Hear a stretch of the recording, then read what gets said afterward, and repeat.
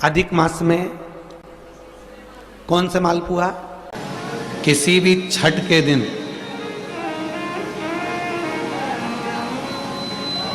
चाहे अंधेरी की छठ हो चाहे उजाले की छठ हो, 6 बेलपत्र और उस 6 बेलपत्र पर जगत का कार्य कर रहे, कल्याण कर रहे भगवान शंकर की कथा कर रहे, शिव तत्व कह रहा है, भगवान शंकर का पवित्र चरित्र कह रहा है। तारका को वर देकर शिव पार्वती चले, षडानंद कार्तिकेय जी का जन्म होता है। शिव जी के तेज पुंज से गंगा जी को वो तेज पुंज दिया और गंगा जी की 6 धार से शंकर भगवान के 6 पुत्र जन्म लिए। 6 पुत्र अलग अलग रोते तो गंगा मैया ने वो 6 पुत्र कृतिकाओं को दे दिए। कृतिकाओं ने उन पुत्रों का पालन करा तो 6 को 1 कर दिया, मुख 6 रह गए, शरीर 1 हो गया। कृतिकाओं ने 1 करा इसलिए उनका नाम कार्तिकेय हो गया। कार्तिकेय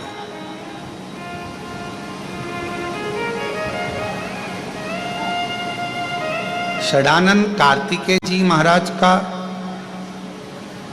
शिव महापुराण वर्णन करती है।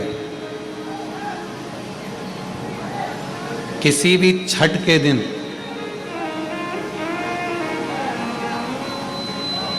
चाहे अंधेरी की छठ हो चाहे उजाले की छठ हो, किसी भी छठ के दिन अगर षडानंद कार्तिकेय जी महाराज का नाम लेकर 6 बेलपत्र और उस 6 बेलपत्र पर 6 दुर्वा, 6 पुष्प, 6 अक्षत के दाने रखकर षडानंद कार्तिकेय बाबा के स्मरण कर कर शिवलिंग की जो जलाधारी है उस जलाधारी पर जहाँ अशोक सुंदरी का स्थान है उसी के पास में कार्तिकेय जी का स्थान है। किसी भी छठ पर यदि आप बाबा को वो बेलपत्र, वो दुर्वा, वो पुष्प, वो अक्षत का दाना 6 समर्पित करते हैं, किसी भी छठ के दिन, षष्ठी के दिन स्कंद भगवान का नाम लेकर, स्कंदेश्वर बाबा का नाम लेकर, कार्तिकेय बाबा का नाम लेकर यदि समर्पित करते हैं तो जिंदगी में कितना भी कर्जा हो वो कर्जा 3 महीने के अंदर समाप्त होता ही है। कितना भी कर्जा, साथ में आपका परिश्रम, साथ में आपकी मेहनत और आपकी दृढ़ता। क्या होता है, लोग सोचते हैं कि हमने शंकर जी को बेलपत्र समर्पित कर दी तो कर्जा चूकेगा, पर साथ में मेहनत भी करना। अगर आप मानते हैं कि पूरी पूरी कथा का इसमें दुनिया के कई लोग हैं हमारी कथाओं को आधा काटते हैं आधा भेज देते हैं। गुरुजी ने कहा कि बेलपत्र पर शहद लगाकर चढ़ाओ, पर गुरुजी ने साथ में कहा कि रात दिन एक करो, पढ़ाई पूरी करो, आधी बात काट देते आधी बात दिखा देते, पर उसका हमको कोई फर्क नहीं पड़ता है। आग लगे बस्ती में अपन रो, उसका हमको कोई फर्क नहीं पड़ता, क्योंकि दुनिया का काम है गलत चीजें जनमानस में देना जिससे बदनामी हो, अब शब्द बोले जाए, ताने दिए जाए, गालियां दी जाए, ये दुनिया की रीति है। बहुत आते हैं दिन भर में, कहीं कोई दबाव देने के लिए आता है, हम तुम्हारी बदनामी करेंगे, हमको 1 करोड़ दो, हम ये छब्बा देंगे, हम वहाँ से आएंगे, हम ऐसा कर जाएंगे, हम वैसा कर जाएंगे। बहुत आते, दिन भर का काम है इनका, रोज का यही काम है, हमें ये करो, हमको वो करो।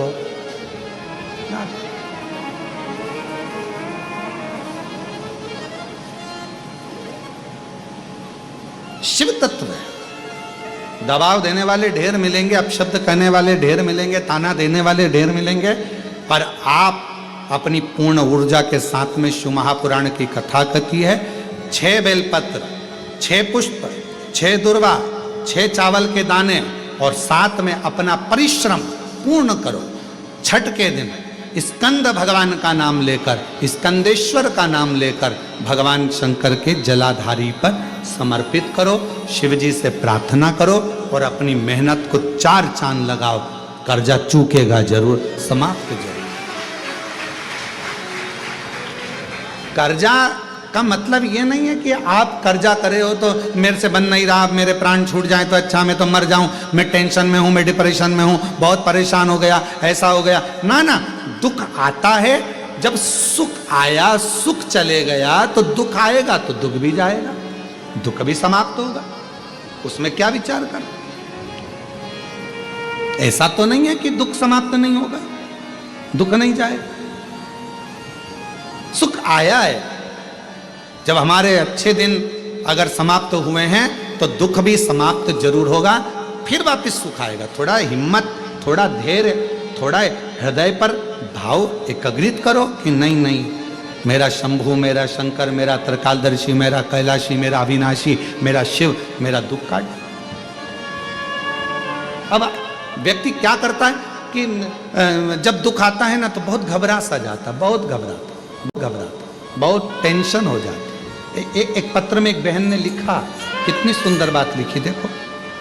अधिक मास में विष्णु पुराण में लिखा है, छाल कुएं पर अगर वैजंती माला को रखकर दान दे दिया जाए तो जिंदगी में कभी कमर घुटने का दर्द होता ही नहीं है। इसमें 33 मालपुए पर वैजंती माला का दान कर दिया जाए तो वो माला की प्रबलता से घुटने और कमर का दर्द शांत हो जाता है, समाप्त।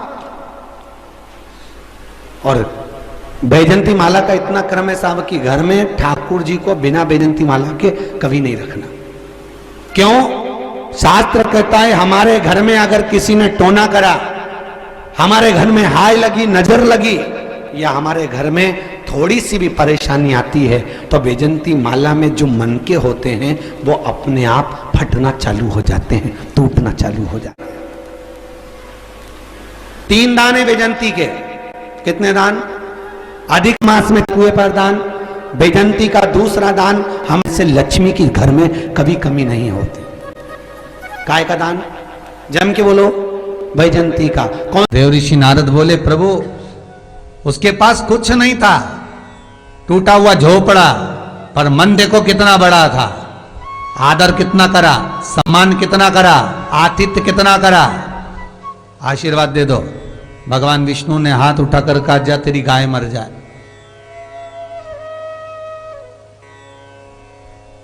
जो गौ माता का हमने दूध पिया, प्रभु आप उस गाय को मरने का कह रहे हो? भगवान बोले हाँ। देव ऋषि नारद बोले, प्रभु मेरे को बिल्कुल पसंद नहीं आया ये तुम्हारा व्यवहार। सेठ ने धक्के मार कर निकाला तो के धन बढ़ जा, उसने दूध पिलाया तो के गौ माता मर जा।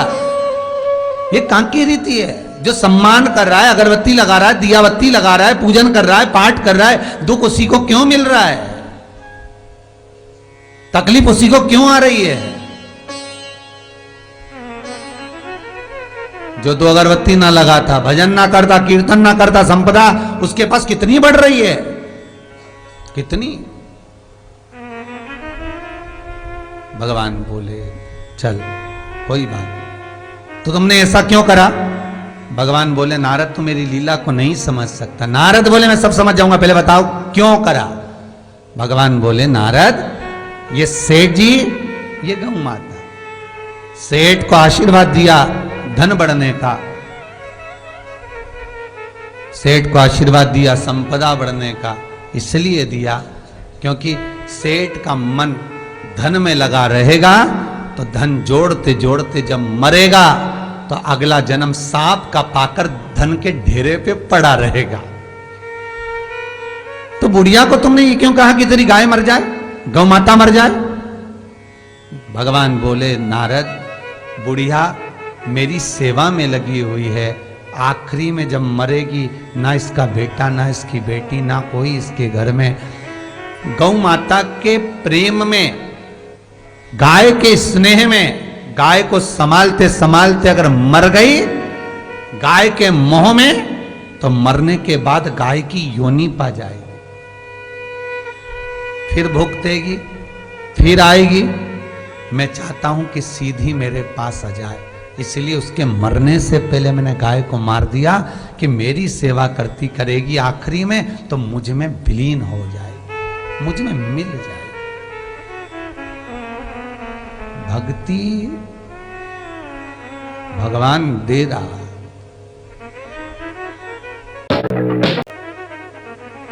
पर वो भक्ति की बलता सहज नहीं होती। कितना कितना भोगना पड़ा मीराबाई, कितनी कितनी जंगल में ले जाकर मीरा के सामने शेर खड़ा कर दिया, जलाशय आदिक आदिक सारा क्रम कर दिया, पर डिगी नहीं।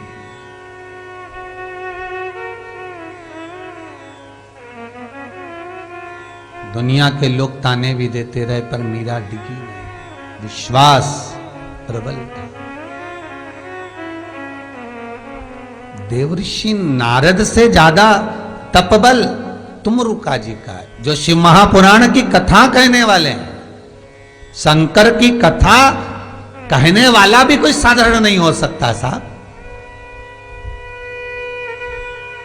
शिव की आराधना करने वाला सहज नहीं हो सकता।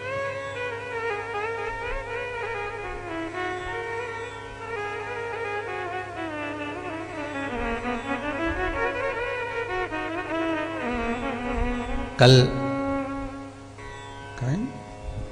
कल्याण से आई थी एक बहन जी मिलने के लिए,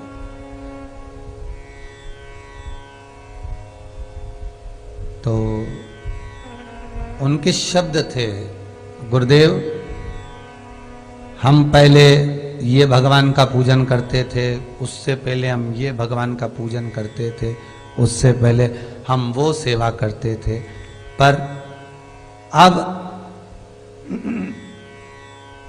इतना प्रबल विश्वास शिव पर हो गया कि अब कहीं मन डोलता ही नहीं है।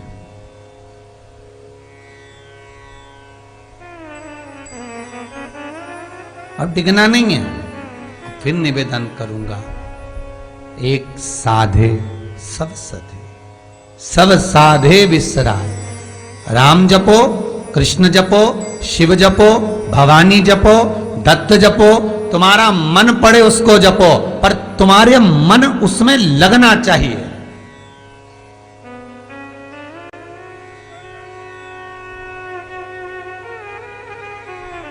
तुम्हारा दिल उससे लगना चाहिए, तुम्हारी चित्तवृत्ति उसमें रमना चाहिए।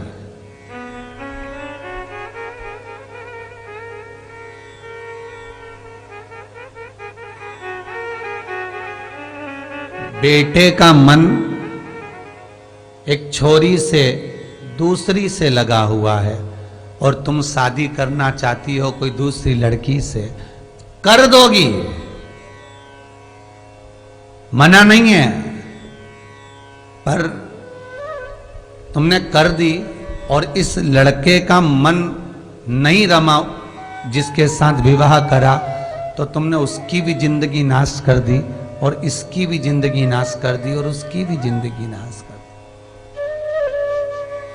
उसी तरह भीष्म पितामह बाणों की सैया पर पड़े होकर कहते हैं, कृष्ण मेरी बेटी का पहले मैं विवाह करूंगा, उसके बाद मैं मरूंगा, प्राण छोड़ूंगा। वो बेटी मन, वो बेटी चित्त, वो बेटी हमारा चित्त, हमारा मन,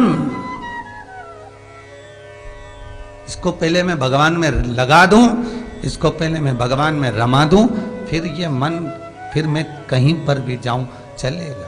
उसी तरह राम में मन करे तो राम को भजो, कृष्ण में मन करे तो कृष्ण को भजो, शिव में मन करे तो शंकर को भजो, देवी में मन करे तो देवी को भजो।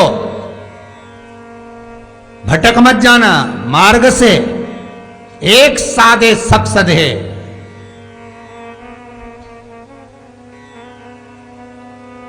पर बरसाती मेंढक मत बनना।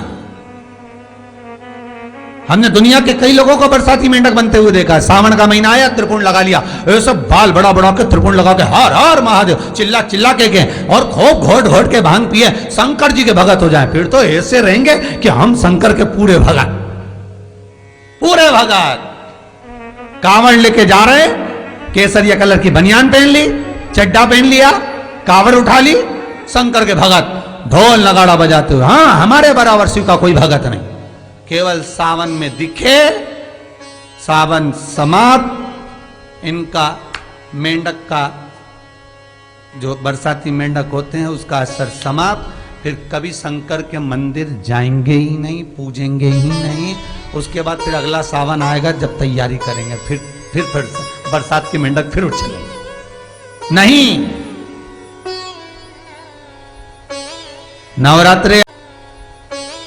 नवरात्रे आए,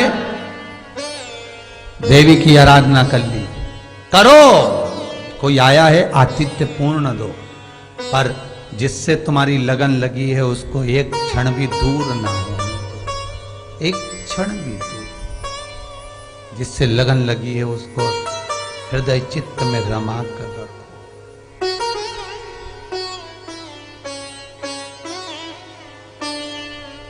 उसको रमा महाराज। तुम चंदा बनो तो। श्री शिवाय नमस्तुभ्यम। स्वागत है आप सभी का आपके अपने चैनल में। अभी चल रहा है अधिक मास और ये कथा है अधिक मास की, और मैं आपको जो उपाय बताने वाली हूँ वो भी अधिक मास का ही है। तो आज है अधिक मास की षष्ठी तिथि और वार है शुक्रवार। छठ के दिन आपको यह उपाय करना है। गुरुजी ने पहले कथा में बताया था कि किसी भी षष्ठी के दिन, मतलब छठ के दिन, या तो वो शुक्ल पक्ष की हो या कृष्ण पक्ष की हो, आप बहुत दुखी हैं, आपके ऊपर बहुत कर्जा हो गया है, बहुत परेशान हैं, तो आप ये वाला उपाय करिएगा। इसमें आपको चाहिए रहेगा बेलपत्र, चावल के दाने और पुष्प सफ़ेद। और कितने चाहिए रहेंगे? 6 बेलपत्र, 6 सफ़ेद फूल और 6 ही चावल के दाने। चावल के दाने याद रखिएगा कि साबुत हो, टूटे हुए नहीं होना चाहिए, खंडित नहीं होना चाहिए। अब आपको क्या करना है कि मंदिर में, शिवालय, देवालय जाकर आप यह उपाय कर सकते हैं। यदि आप मंदिर नहीं जा सकते हैं तो अपने घर में भी यह उपाय कर सकते हैं। जो शिवलिंग की जलाधारी होती है उसमें जो सीधे हाथ पे स्थान होता है वो गणपति जी का होता है। बीच में अशोक सुंदरी की मोटी सी लाइन होती है। उसके बाजू में जो स्थान होता है उल्टे हाथ पे, वो होता है कार्तिकेय भगवान जी का स्थान, स्कंद भगवान का स्थान होता है। तो आपको वहाँ पर ये सामग्री चढ़ानी है। इस 6 बेलपत्र के ऊपर ही आपको 6 चावल के दाने और 6 पुष्प समर्पित करना है। आप एक एक करके कर सकते हैं या एक साथ भी कर सकते हैं। एक एक करके करेंगे तो ज़्यादा अच्छा रहेगा। और स्कंदेश्वर भगवान का स्मरण करना है। स्कंदेश्वर महादेव मतलब, स्कंदेश्वर भगवान मतलब भगवान कार्तिकेय जी, कार्तिकेय भगवान जी का स्मरण करना है। यह उपाय आप कल करेंगे तो यह बहुत ही अच्छा दिन माना गया है। अधिक मास चल रहा है और यह छठ तिथि का उपाय है, तो आप कल करेंगे तो आपको इसका पूर्णतः फल अवश्य मिलेगा। तो आप यह उपाय ज़रूर करें। और एक उपाय है कि कल आप वैजंती माला का भी दान करते हैं। वैजंती माला मिलती है मार्केट में, वो एक फूल, वैजंती फूल के बीज होते हैं, तो उस माला का दान भी आप कल करते हैं तो बहुत अच्छा रहेगा। लक्ष्मी प्राप्ति होती है। कल शुक्रवार है तो आप यह उपाय करें। और ये भी याद रखें कि आप अपने घर में वैजंती माला हमेशा रखें। अपने ठाकुर जी को ज़रूर पहना के रखें। आपके घर में ठाकुर जी है तो आप उनको वैजंती माला ज़रूर पहनाएं। मालपुए पर रख के भी आप वैजंती माला का दान कल कर सकते हैं। और एक जो लिस्ट में जारी किया है गुरुजी ने, पंडित प्रदीप मिश्रा जी ने, कल का दान वो है कपूर का दान। 22 मई, आज का दान 22 मई को आपको कपूर का दान करना है। किसी मंदिर में जहाँ पे आरती होती है वहाँ पे आप बहुत सारा कपूर दान करके आ सकते हैं, ताकि उस कपूर को जहाँ पे आरती होती है तो उसमें यूज़ किया जा सके। और आप भी कपूर से आरती कर सकते हैं विष्णु भगवान जी, लक्ष्मी माता जी की और महादेव की। तो आप यह उपाय ज़रूर करें। और आप जल में भी कपूर को थोड़ा सा चूरा करके डाल के महादेव के ऊपर समर्पित कर सकते हैं। आप यह उपाय ज़रूर करिएगा। और जो आगे कथा है वो कथा भी पुरुषोत्तम मास की ही है, तो आप उस कथा को भी ज़रूर सुनिए। वीडियो अच्छी लगी तो उसको लाइक कीजिए, चैनल को सब्सक्राइब कीजिए। कमेंट बॉक्स में हर हर महादेव, जय श्री महाकाल या श्री शिवाय नमस्तुभ्यम लिखना ना भूले। गुरुजी का कहना है कि श्री शिवाय नमस्तुभ्यम लिखने सुनने बोलने मात्र से हमें 1000 अश्वमेघ यज्ञों के फल की प्राप्ति होती है, हमारे पाप कम होते हैं और कष्ट भी दूर होते हैं। तो आप अवश्य लिखें। और अभी तो अधिक मास चल रहा है, तो आपको हज़ारों गुना फल की प्राप्ति होगी। मेरी वीडियो अच्छी लगी तो लाइक ज़रूर करिएगा। धन्यवाद।